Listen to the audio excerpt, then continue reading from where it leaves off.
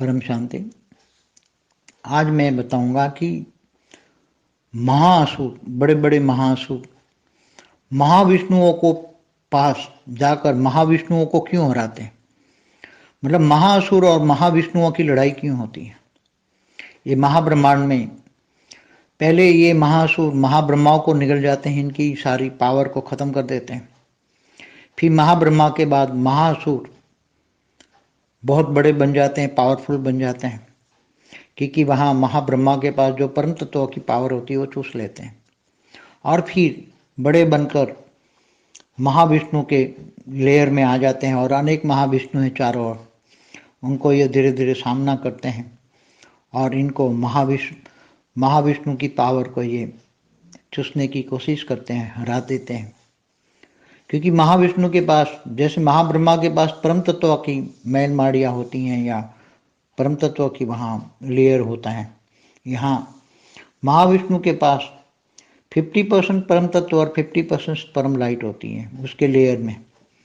तो सारा लेयर बहुत पावरफुल लेयर होता है और इस लेयरों में काफ़ी ज़्यादा पावर होता है। तो महाविष्णु के पास भी ज़्यादा पावर होते हैं, क्योंकि महाविष्णु का काम मतलब सारे ब्रह्मांड में जहाँ गड़बड़ है वहाँ जैसे असुर हैं इनको हेल्पलाइन देना, सबको देना ये। और ज़्यादा से ज़्यादा महाविष्णु का काम है महाशक्तियों का प्रोटेक्शन करना। और जब महाशक्तियों का प्रोटेक्शन करना होता है, महाविष्णु के अंदर के लेयर में महाशक्तियाँ होती 16,000। यहाँ अलग अलग ब्रह्मांडों में, जैसे बड़ा ब्रह्मांड है तो 16,000 से ज़्यादा भी महाशक्तियाँ होती हैं, कईयों में कम भी होती हैं, कईयों में ज़्यादा भी होती हैं। तो महाशक्तियों को प्रोटेक्शन करना ये महाविष्णुओं का काम है महाब्रह्मांड में, महाब्रह्मांडों में। और साथ में कोई बड़े बड़े प्रॉब्लम जो ब्रह्मांडों के उसके सामने आते हैं ऐसे, तो ये महाब्रह्मा की भी रक्षा करने के लिए भी जिम्मेदार होते हैं, मगर नहीं कर पाते हैं कई बार। तो ये महाअसुर वहाँ तक पहुँच जाते हैं और महाविष्णुओं को भी ये हरा कर उनकी पावर को चूस लेते हैं। और फिर अंत में असुरों की नज़र धीरे धीरे करके महाशक्तियों पर जाती है, क्योंकि महाविष्णुओं के पास तो 50% परम तत्व का, वायुमंडल में भी 50% परम तत्व और 50% परम लाइट होती है जिस क्वालिटी का है। जैसे आठ कला की ब्रह्मांड है, तो आठ कला का महाब्रह्मांड है, जो 8 कला का वाला महाब्रह्मांड का रचयिता है, तो उसके अंदर कम से कम 4 कला की परम तत्वों की क्वालिटी होगी और 4 कला का परम लाइट होगा। 50-50% 4 कला, क्योंकि बाहर सभी 8 कला वाला तो जैसा नहीं होगा, मगर 4% परम तत्वों की क्वालिटी होगी। मतलब 50% वायुमंडल में 4% परम लाइट की क्वालिटी के परम तत्व होंगे और 50% परम लाइट होगी 4 कला की पावर की। तो ये बहुत असुरों के लिए महाअसुर कहेंगे यहाँ तो, बड़े बड़े महाअसुर इसलिए महाविष्णु के पास आ जाता है। जब महाविष्णुओं का महल ये सब वहाँ की दुनिया देखते हैं, महाअसुरों में पूरा लेयर देखते हैं महाविष्णुओं का लेयर देखते हैं, तो वो इनकी पावर देखते हैं, इनके वहाँ बड़े बड़े महल जो इनके भी होती हैं, बहुत बड़ी दुनिया होती है, अच्छी दुनिया होती है बहुत।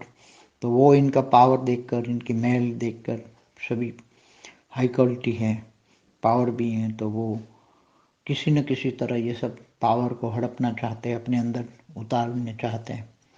तो महाविष्णु या तो भाग जाते हैं महाशक्तियों के पास, या तो हार कर दूसरे दूर भाग जाते हैं। कई भाग ही जाते हैं, सामना नहीं कर पाते तो भाग जाते हैं। जैसे इंद्र यहाँ से भाग जाते हैं, देवता भी भाग जाते हैं, कई जाके छुप जाते हैं, असुरों से हार जाते हैं।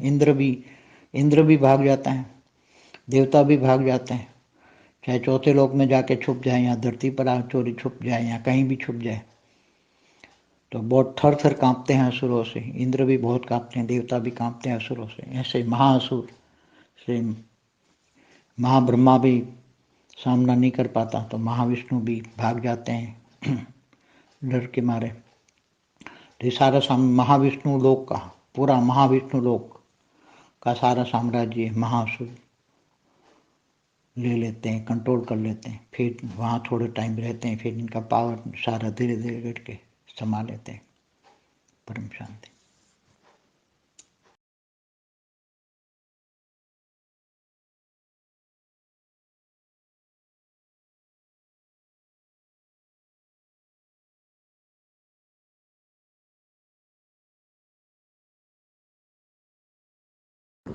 పరం శాంతి. బాపూజీ చెప్పినటువంటి హిందీ వీడియో మహా అసురులు మహాబ్రహ్మను ఎలా నిలదీసి అడుగుతూ ఉంటారు, వారు ఏ విధంగా త్రిలోకాలపైన ఆధిపత్యం చేస్తారు, వాళ్ళ ఆసురీ శక్తులు ఏంటి అనేటువంటి విషయం గురించి హిందీ వీడియోలో చెప్తూ ఉన్నారు. అది మీరు ఇంతవరకు విన్నారు. దానికి తెలుగు అనువాదం. ఈరోజు నేను భూమిపైన ఈ బ్రహ్మాండంలో భూలోక, భువర్లోక, స్వర్గలోకం 3 లోకాల్లో దేవతలు మరియు అసురుల యొక్క సంగ్రామం జరుగుతూనే ఉంటుంది. సదా ఈ దేవాసుర సంగ్రామం నడుస్తూనే ఉన్నప్పుడు ఈ సంగ్రామాన్ని ఆపుటకు ఎవరు ప్రయత్నం చేస్తారు? ఈ అసురులు పాతాళ లోకం, అధో లోకాల నుండి వస్తూ ఉంటారు. అధో లోకాలు అనగా అతల, వితల, సుతల, రసాతల, పాతాళ లోకాల నుండి వీళ్ళు వచ్చి దేవతల పైన ఆక్రమణ, ఆధిపత్యం చేయుటకు యుద్ధం చేస్తారు. వారి యొక్క స్వర్గాన్ని లాక్కొనుటకు మరి ప్రయత్నం చేస్తూనే ఉంటారు. దీనికోసమే దేవతల మధ్యన, అసురుల మధ్యన ఎప్పుడూ యుద్ధం జరుగుతూనే ఉంటుంది. దేవతలను ఓడించి 3 లోకాలను దోచుకుంటూ ఆధిపత్యాన్ని చేస్తూ ఉంటారు. 3 లోకాల యొక్క సంపత్తి మొత్తాన్ని కూడా దోచుకుంటారు. తనువు, మనసు, ధనం అన్ని రకాలుగా దోచుకోవటమే కాకుండా స్త్రీలను కూడా అపహరణ చేయటము, వాళ్లను బలాత్కరించటము ఇలా చేస్తూ ఉంటారు. వాళ్లను స్వాధీనపరుచుకుంటూ ఉంటారు. అన్ని రకాలుగా వాళ్ళను దోచుకోవటమే జరుగుతూ ఉంటుంది. ఈ యొక్క అసురుల యొక్క పని ఏంటి అంటే రాక్షస ప్రవృత్తులతోటి, రాక్షస శక్తులతోటి వారి అందరిపైన కూడా ఆధిపత్యం చేయాలి, విశ్వ విజేతలుగా కావాలి, ముల్లోక అధికారులుగా, ముల్లోకపతిగా కావాలి అనేటువంటి కోరిక. భోగ విలాసాల్లో తేలియాడుతూ తమో ప్రధాన శక్తులతోటి ఆక్రమణ చేస్తూ ఉంటారు. ఈ విధంగా బ్రహ్మాండంలో అసురులు ఉంటారు. ఇదే విధంగా మహాబ్రహ్మాండంలో కూడా మహా అసురులు ఉన్నారు. మహాబ్రహ్మాండంలోని ఎవరైతే మహా అసురులు ఉన్నారో, మహా అసురులు మహాబ్రహ్మ పైన కూడా అటాక్ చేస్తూ ఉంటారు. ఈ బ్రహ్మాండంలో అయితే బ్రహ్మ దగ్గరకు పోయి బ్రహ్మ గడ్డం పట్టుకొని లాగేవాళ్ళు ఉన్నారు. ఇక భస్మాసురు లాంటి వాళ్ళు మరి శంకరుడు ద్వారా వరాలు పొంది శంకరుడు నెత్తి మీదే చేయి పెట్టడానికి ప్రయత్నం చేస్తూ ఆయన్ని మరి కైలాసాన్ని వదిలి వెళ్ళిపోయే విధంగా చేస్తూ ఉంటారు. ఇలాగా మరి మహాబ్రహ్మాండంలో మహాబ్రహ్మ దగ్గర కూడా మహా అసురులు ఉంటూ ఉంటారు. దాన్ని కూడా అధిగమించాలి అని ప్రయత్నం చేస్తూ ఉంటారు. మహాబ్రహ్మ పైన మహా ఇంద్రుడు, దానికి పైన ఔటర్ లేయర్లో ఉంటూ ఉంటారు. మహాబ్రహ్మతో బయట ఉన్నటువంటి మహా ఇంద్రుడు ఏదైతే 6 లేయర్స్ ఉంటూ ఉన్నాయో మహాబ్రహ్మాండంలో, అక్కడ మరి మహాబ్రహ్మాండము అనగా గెలాక్సీ 6 ఔటర్ లేయర్స్లో కూడా మహా ఇంద్రుడు లాంటి ఆత్మలు, మహానాత్మలు ఉన్నారు. ఈ మహా ఇంద్రుడు కూడా మరి కూడా అటాక్ చేయలేడు ఎవరిపైన? రాక్షసుల పైన. సీదా మహాబ్రహ్మ పైన అటాక్ చేస్తూ ఉంటారు. ఎందుకంటే మహాబ్రహ్మ దగ్గర వీరు మరి మహల్సు జ్ఞానాన్ని పొందాలి అనుకుంటూ ఉంటారు, వరాలు పొందాలి అనుకుంటారు, వారి ద్వారా పవర్స్ తీసుకోవాలనుకుంటారు. ఎందుకంటే అక్కడ బ్రహ్మల దగ్గర పెద్ద పెద్ద మహల్స్ ఉంటాయి. మహా బ్రహ్మల బ్రహ్మలు పూర్తిగా ఏదైతే బయట నుండి వచ్చినటువంటి ఆత్మలు అనగా యూనివర్స్ నుండి, వేరే బ్రహ్మాండాల నుండి, వేరే గెలాక్సీల నుండి వచ్చినటువంటి వాళ్లకు అక్కడ నివాస స్థానం ఏర్పరచుటకు పెద్ద పెద్ద భవంతులు ఉంటాయి. ఈ మహాబ్రహ్మాండం పైన వచ్చిపోయేటువంటి ఆత్మలకు వీరు జ్ఞానం ఇస్తూ ఉంటారు, అర్థం చేయిస్తూ ఉంటారు. పూర్తి బ్రహ్మాండం యొక్క హిస్టరీ జాగ్రఫీ, యూనివర్స్ యొక్క హిస్టరీ జాగ్రఫీ అంతా కూడా ఇక్కడ ఉంటుంది. మరి వచ్చే పోయేటువంటి ఆత్మలకు గైడ్ లైన్ కూడా ఇస్తూ ఉంటారు. ఈ మహాబ్రహ్మాండంలో మహాబ్రహ్మ ఏ విధంగా చాలా గొప్ప విలువ కలిగిన వాడుగా ఉంటారు. చాలా వాల్యూ ఉంది ఈయనకి. ఈయన దగ్గర మరి పెద్ద పెద్ద మహల్స్, బిల్డింగ్లు ఉన్నాయి. ఏ విధంగా భూమిపైన మహల్స్ మనం చూస్తూ ఉంటాము, ఇంద్రలోకంలో కూడా మహల్స్ ఉంటాయి. అదేవిధంగా ఇక్కడ మహాబ్రహ్మ దగ్గర కూడా పరమతత్వాల మహల్స్ ఉంటాయి. మహాబ్రహ్మ దగ్గర పరమతత్వాల మహల్స్ ఉంటాయి. మహాబ్రహ్మ పరమతత్వాల తోటి ఎనర్జీ కలిగినటువంటి ఆత్మ. ఈయన దగ్గరికి మంచి మంచి ఆత్మలు, గొప్ప గొప్ప ఆత్మలు స్టే చేస్తూ ఉంటారు. ఇంద్రుడి దగ్గర కూడా ఇంత సంపత్తి ఉండదు. ఇంద్రలోకము విష్ణుపురి ఎంత లోపల ఉంటుందో, విష్ణుపురి నుండి మహాబ్రహ్మపురి ఇంకా అంతగా పైన ఉంటుంది. ఈ పవర్ని దోచుకోవటం కోసమే మహా అసురులు వస్తూ ఉంటారు. ఫస్ట్ 12 మహా ఇంద్రులు ఎవరైతే ఉన్నారో ఫస్ట్ వాళ్ళను ఎక్కువగా డిస్టర్బ్ చేస్తూ ఉంటారు. మహా ఇంద్రుడు అంటే మహా అసురులను ఇముడ్చుకోలేరు. ఇక్కడ సీదా మహాబ్రహ్మల దగ్గర జొరబడుతూ ఉంటారు. మహాబ్రహ్మల దగ్గర జొరబడి మహాబ్రహ్మ దగ్గర ఉన్న మహల్స్ను లాక్కుంటూ ఉంటారు. పరమతత్వాలతోటి చాలా హయ్యర్ ఎనర్జీ తోటి తయారైనవి. ఇవి న్యాచురల్ చక్కటి సదృశ్యంగా ఉంటాయి. న్యాచురల్ ప్రపంచంగా మహాబ్రహ్మ దగ్గర ఉంటాయి ఇవన్నీ. వీళ్ళు ఈ పవర్ని పొందుటకే మరి అక్కడికి చేరుకుంటూ ఉంటారు. ఈ పరమతత్వాల వస్తువులు వాళ్లకు కావాలి అనిపిస్తూ ఉంటుంది. ఆకర్షణవంతంగా ఇవి మరి గ్రావిటేషన్ పవర్ తోటి ఉంటాయి. దానికి మాలిక్ లాగా కావాలనుకుంటూ ఉంటారు. నెమ్మదిగా తపస్సు చేసి ఆసురి శక్తుల్ని పెంచుకొని అక్కడికి చేరుతూ ఉంటారు. నెమ్మదిగా అక్కడికి చేరుకున్న తర్వాత అక్కడ మరి సంపత్తిని దోచుకుంటూ ఉంటారు. పవర్ తోటి ఉన్నటువంటి మహల్స్ వాళ్ళ సొంత పూర్తిగా ఆక్రమిస్తూ ఉంటారు. ఈ వస్తువులు అక్కడ అంటే పరమతత్వాల వాహనాలు, వస్తువులు, పదార్థాలు, మహల్స్ అన్నీ తయారై ఉంటాయి.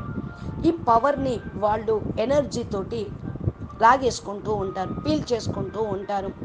వీళ్ళని మహా అసురులు అంటారు. వీళ్ళ దగ్గర కూడా పవర్ వచ్చేస్తూ ఉంటుంది. ఎందుకంటే పెద్ద పెద్ద తపస్సు చేసినటువంటి గొప్ప తపస్సు చేసిన పెద్ద పెద్ద అసురులు, మహా అసురులు ఫస్ట్ మహాబ్రహ్మ దగ్గరికి చేరి పవర్ని పీల్ చేసుకోవటం, మహా ఇంద్రుడి దగ్గరికి వెళ్ళి ఆయన లేయర్స్లో ఉండటం. మహా ఇంద్రుడి దగ్గర ఇంత పవర్ లేదు కాబట్టి మహా ఇంద్రుడిని అయినా కూడా వదిలిపెట్టరు ఈ మహా అసురులు. ఈ మహా అసురులు మహాబ్రహ్మ పవర్ని తీసుకొని మరి మహాబ్రహ్మను కూడా బయటికి నెడుతూ ఉంటారు. ఈ యొక్క యుద్ధము అనేది జరుగుతూనే ఉంటుంది. బ్రహ్మకి, ఇంద్రుడికి, మహా ఇంద్రుడికి, మహా అసురుల మధ్యన. మహాబ్రహ్మ ఓడిపోయినప్పుడు మహాబ్రహ్మ స్థానంలో వాళ్ళు అక్కడే నివాసం తిష్ట వేసుకుంటూ ఉంటారు. కొద్ది సమయం అక్కడ భోగ విలాసాలని అనుభవిస్తారు. తర్వాత మహాభోగాన్ని అనుభవించిన తర్వాత మహాభోగి అయిన మహా అసురులు నెమ్మదిగా వారి యొక్క పవర్ని తీసేసుకుంటూ, పవర్ని పొందుతూ సూక్ష్మ శరీరంలోకి ఇమిడిపోతారు. ఇలా సూక్ష్మ శరీరం చాలా వారిది పవర్ఫుల్గా ఉంటుంది. అందుకనే ఈ మహా అసురులు కూడా పెద్ద పెద్ద మహా అసురులుగా అయిపోతూ ఉంటారు. అంటే ఈ విధంగా ఎక్కడైనా కూడా నెగిటివ్ ఆత్మలు పాజిటివ్ ఆత్మల పైన యుద్ధం చేయటం, వారి యొక్క పవర్ని తీసుకోవటం జరుగుతుంది. మరి రాక్షస ప్రవృత్తి కలిగిన వాళ్ళు ఘోరమైన తపస్సు చేస్తారు. దేవతలు కూడా ఇంత తపస్సు చేయలేరు.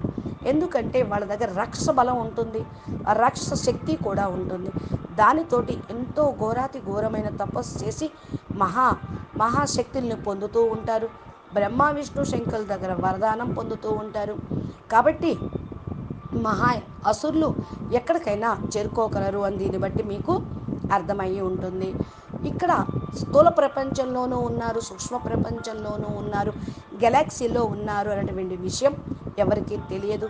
ఇప్పుడు బాపూజీ ద్వారా అందరికీ అర్థమవుతూ ఉంది. చక్కగా బాపూజీ అన్ని వివరంగా చెప్తూ ఉన్నారు. కొద్దిగా మనసు పెట్టి మరి ఏంటో వివరంగా వింటూ ఉంటే మీ యొక్క మనసులో ఉన్నటువంటి అనుమానాలు, ఏదైతే అర్థం కాని విషయమో అవన్నీ కూడా అర్థమవుతూ ఉంటాయి. 1కి 4 సార్లు వీడియోలు వినండి, చూస్తూ ఉండండి, ఆలోచించండి, విచారసాగరం మథనం చేయండి. అప్పుడే మీ లోపల కూడా ఆత్మ పవరు అనేది వస్తుంది. మనసు కూడా శక్తిశాలిగా అవుతుంది. పాజిటివ్ని ధారణ చేయగలుగుతూ ఉంటారు. అచ్చో పరం శాంతి. నమస్తే, ధన్యవాదాలు. బాపూజీ దశరథ్ భాయ్ పటేల్ తెలుగు ఛానల్లో బాపూజీ చెప్పినటువంటి వీడియోస్ చాలా ఉన్నాయి. అద్భుత రహస్యాలు అనేటువంటి టాపిక్ తోటి ఉన్నటువంటి ప్లేలిస్ట్ను ఓపెన్ చేస్తే ఎక్కడ కని విని ఎరుగునటువంటి జ్ఞానము, ఏ గ్రంథంలోనూ పుస్తకాల్లో లేనటువంటిది ఆల్మైటీ అదాటి బేహద్ మహా జ్ఞాన సాగరుడు ఇక్కడ సాకార రూపంలోకి వచ్చి చెప్తూ ఉన్నారు అనేది మీకు అర్థమైపోతూ ఉంటుంది. అచ్చా పరం శాంతి. నమస్తే.